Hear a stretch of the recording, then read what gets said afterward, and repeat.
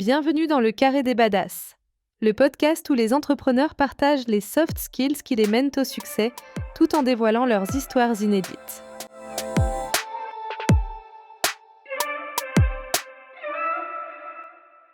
Bonjour à tous chers auditeurs du Carré des Badass, le podcast qui met en avant l'importance des soft skills comme l'intelligence émotionnelle ou les compétences informelles dans la réussite des entrepreneurs.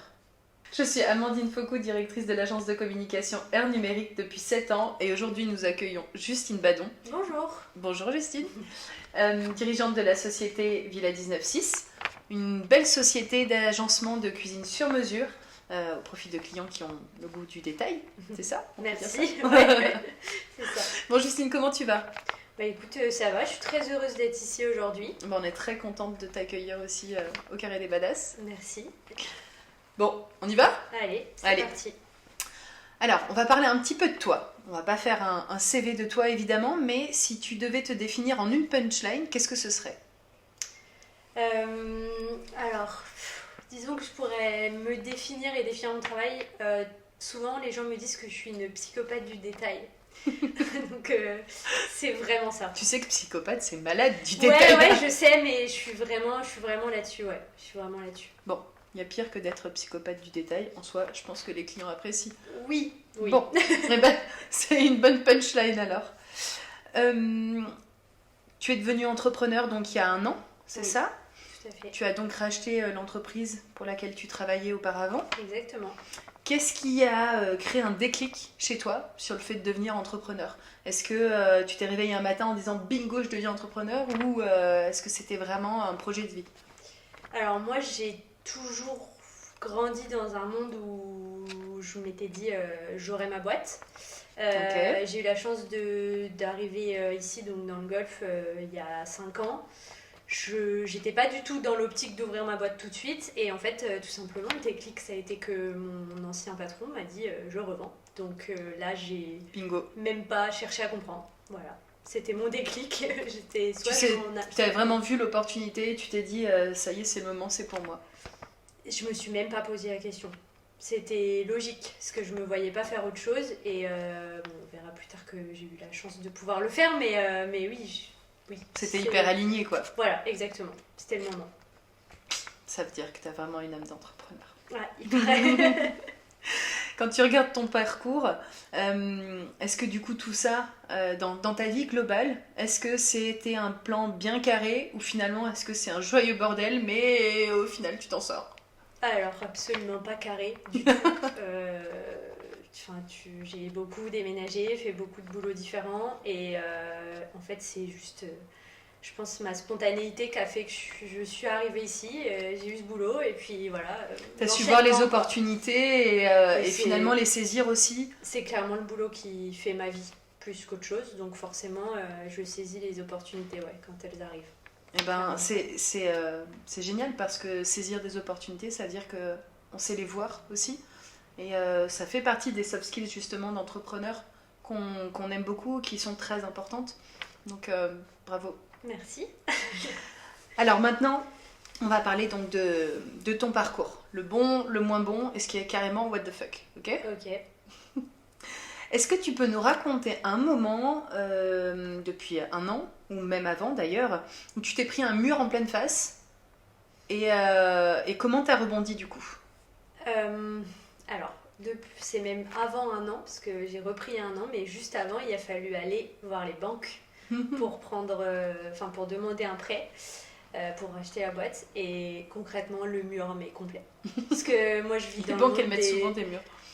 En fait, c'est même pas les banques, c'est juste moi je ne savais pas comment ça fonctionnait. J'avais jamais eu l'occasion d'aller dans une banque demander un prêt et faire le besoin, c'est pas l'occasion, c'est le besoin. Et du coup, je suis arrivée en mode je rachète une boîte, j'ai besoin de temps, je peux l'avoir quand et là, mur quoi. Parce que moi j'étais persuadée de racheter la boîte en 1 semaine. Et en fait, non. Ça a pris beaucoup plus de temps. Comment ça s'est passé du coup? T'as dû aller voir plusieurs banques? Ah oui, complètement. Déjà, oui. J'ai dû aller voir plusieurs banques, ça je le savais pas. Mais du coup, les problèmes de banque dont tu parles, que tu évoques rapidement, à quoi tu t'es confrontée en fait? Pour la petite histoire, moi j'avais été voir la banque genre 15 jours avant pour acheter un appartement, donc en perso.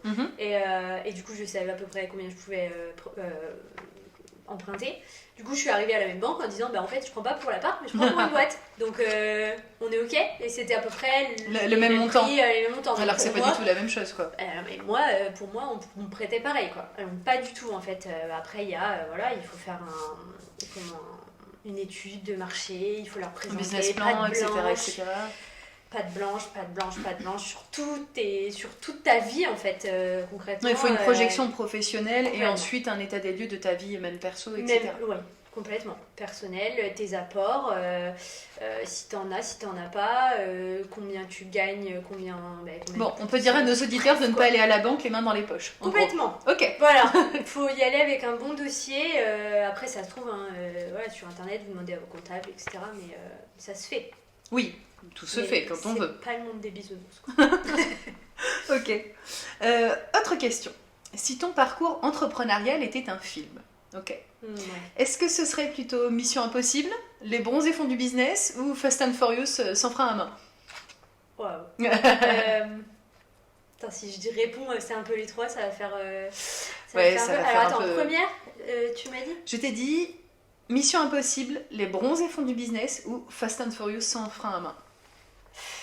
Moi je dirais Fast and Furious, même si j'ai On a compris avec l'histoire de la banque. J'ai un petit côté bronzé fond du ski qui fait marrer les clients aussi, mais non, Fast and Furious, moi, un problème, une solution, j'avance tout le temps. Donc, super soft skill ça. Ouais. Oui. C'est un peu comme l'idée de voir les opportunités. Si tu vois l'équation, s'il y a problème, il y a solution, tu te sors automatiquement de la merdouille. On essaye. Ben oui. Encore une autre question pour toi. Quel a été ton plus gros moment où tu as fait yes, ça y est, ça marche et tu t'es sentie être une reine quoi? Alors, j'ai mis du temps à refaire le showroom à mon image. J'ai voulu très vite faire une inauguration et j'ai attendu un petit peu. Et j'ai très bien fait parce que j'ai fait mon inauguration il y a... T'as fait une très belle inauguration d'ailleurs. Et j'ai eu un monde de fou, auquel je m'attendais pas du tout. Et j'y étais. Et franchement, je savais pas où donner de la tête, mais j'étais trop contente parce que je me suis dit, voilà, j'ai bien fait d'attendre plutôt que de faire une inauguration avec les 3 personnes que je connaissais il y a un an. Et là, là je me suis dit, parce que tu as commencé à engager un certain travail, une certaine notoriété depuis, ça faisait quasiment un an en fait, c'était il y a pas longtemps ton inauguration. Et du coup, dans le golfe de Saint-Tropez, ta notoriété a commencé à se faire, les gens ont commencé à te connaître.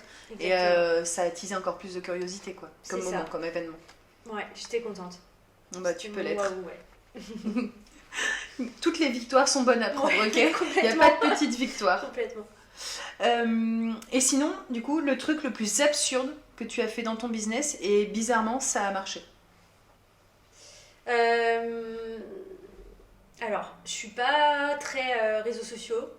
Et j'ai essayé de faire des jolies choses, de faire des trucs rigolos, de faire des...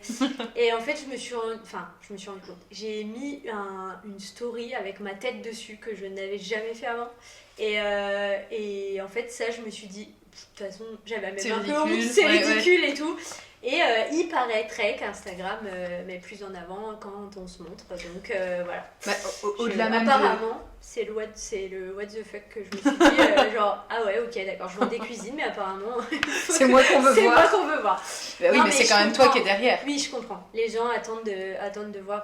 L'importance du personal branding est extrêmement réelle aujourd'hui. Je le dis pas comme ça, mais apparemment, ouais. Et voilà, on a mis un petit peu de théorie à la pratique. Si on parle soft skills, ok, qu'est-ce qui, pour toi, tu vois, ces compétences humaines, ces compétences informelles, c'est tout ce qui permet de ne pas crier dans le bureau et de se cacher sous la table quand ça va pas. Qu'est-ce que ce serait pour toi tes meilleures compétences informelles? Je m'entends avec pas mal de gens. J'ai la possibilité de m'adapter avec un côté sympathique. Oui, et puis l'adaptation aux gens en face de moi, je pense aussi. Après, c'est pareil, c'est soft skills, oui, mais c'est de l'adaptation au milieu où tu es aussi. Hein. Ah mais c'est complètement un soft c'est... skill, complètement. Mais je pense que c'est un de mes plus grands atouts, on va dire, sur ça.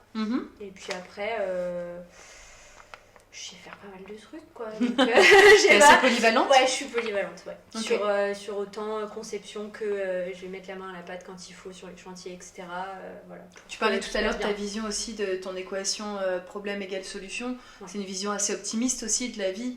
Et l'envie de toujours aller vers la lumière, quoi, vers le bon. Bah, de toute façon, on a le droit de se morfondre un petit peu de temps en temps, mais il faut repartir parce que sinon, on oui, clairement, vie à se plaindre. Donc voilà.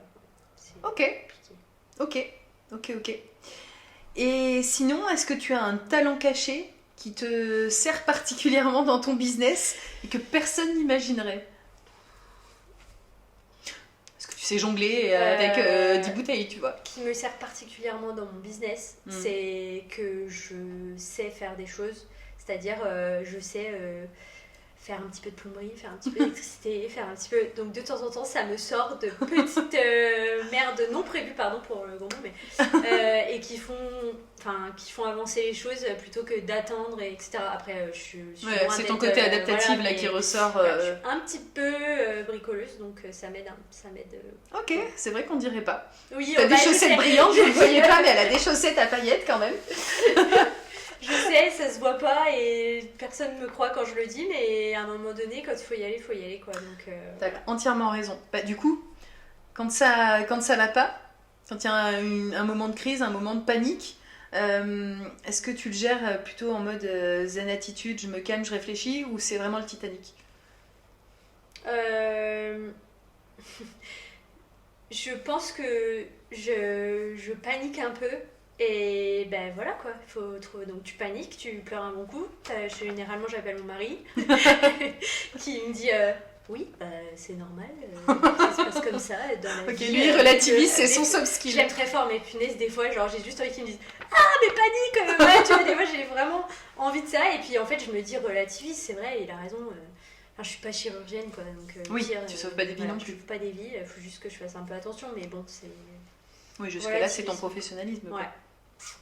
Ok, donc d'abord c'est la panique et ensuite on se calme et on réfléchit et on trouve des solutions. Exactement. Ok. Et alors, ton astuce infaillible pour te remotiver, qu'est-ce que c'est ? Je suis sûre que t'as la même que moi. Qu'est-ce que c'est ? Bon coup de musique. Ah bah évidemment. Je citerai pas, mais tout le monde le sait. Et tout le monde le sait. On se remotive. On le dit ensemble. Non, j'ai moi je le dis, je n'ai absolument pas honte d'écouter Céline Dion quand j'ai besoin de me motiver. On y va. Bah oui, parce que Céline elle nous fait danser en plus, donc forcément danse, musique, c'est... Non, voilà, un bon gros de motivation. Enfin, franchement, c'est la musique moi qui me remotive.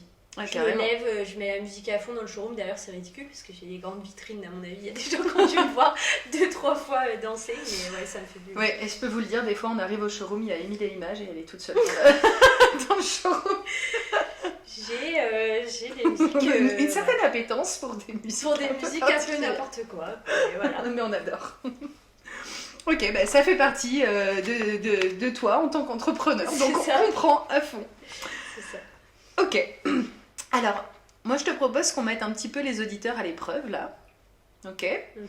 Est-ce que tu as l'idée d'un défi à leur donner pour justement développer un petit peu de soft skills ? Alors, j'ai un peu réfléchi. En fait, je me suis dit à un moment donné, lâche-toi la grappe. C'est con, hein, mais vraiment. Parce que quand on a une boîte... c'est-à-dire ne sois pas trop rigoureux, rigide. En fait, tout le monde te dit, c'est dingue ce que... Moi, il y a plein de gens qui me disent, c'est dingue ce que tu fais et tout, machin. Donc on a l'impression d'être obligé de faire toujours plus, toujours mieux. Des choses, toujours mieux. Moi, je me suis retrouvée un dimanche à fignoler mon dernier truc de post, de machin. Enfin, en fait, on fait tellement de choses différentes qu'on a l'impression qu'on n'a pas le droit au repos. Parce qu'un repos, c'est un moment que t'as pas, où t'as pas bossé pour ta boîte, quoi. Et en fait, là, je propose aux gens, et je vous jure, ça fait du bien. Des fois, je me dis, bon, ben là, lâche, quoi. En fait. Ouais. Lâche. Et puis en vrai, Lâche, vide ta tête, ouais. vide ton esprit. vide ta tête et au moins une fois par semaine. Et même si vous avez la flemme un jour, il faut pas forcément l'avoir tous les jours et pas aller bosser, mais juste, c'est pas grave. C'est quoi, Oui, c'est pas ferme grave. l'ordi, mets une série, prends une heure et ou va marcher, ou va... Mais Va courir, juste, va évacuer et ouais. réinitialise, quoi. Et surtout, c'est pas grave. Dis-toi, c'est pas grave. Et au moins Oui. une fois par semaine. Mais je vous le dis, au moins, il le faut Je au moins pense une que- fois par semaine. Mais je pense que tu as entièrement raison parce que finalement, on n'est pas des robots. On peut pas enquiller 10-12 heures de travail par jour en étant parfaitement productif tout le temps, en fait. Et surtout, on n'est pas tous pareils. Parce que moi, j'ai rencontré des gens, sans nommer, des gens qui bossaient beaucoup. Enfin, j'avais cette impression de toujours les voir bosser intensément. Et du coup, se dire, putain, pardon.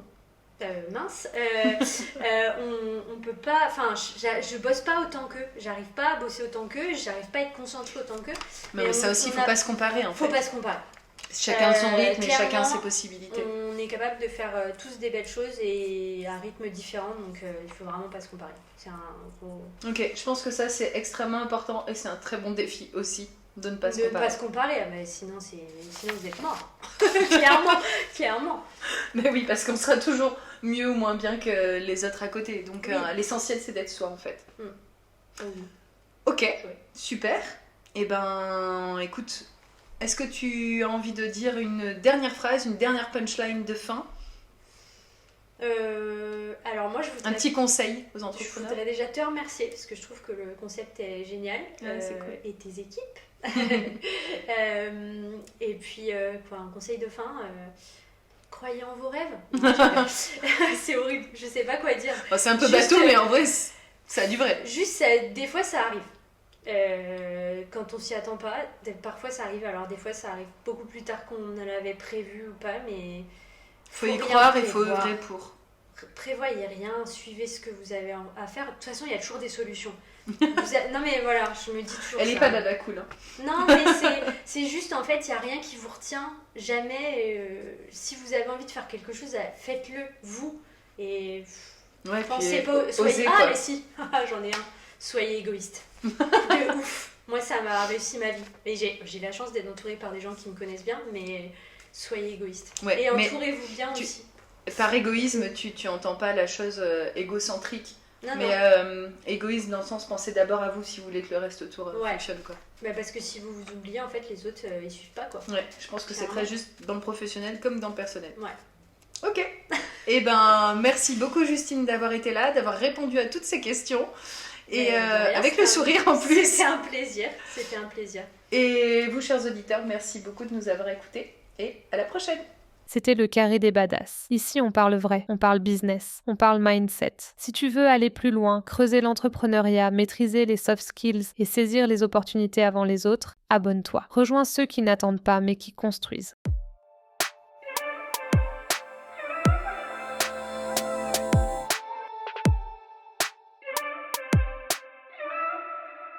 Une création de l'agence Air Numérique.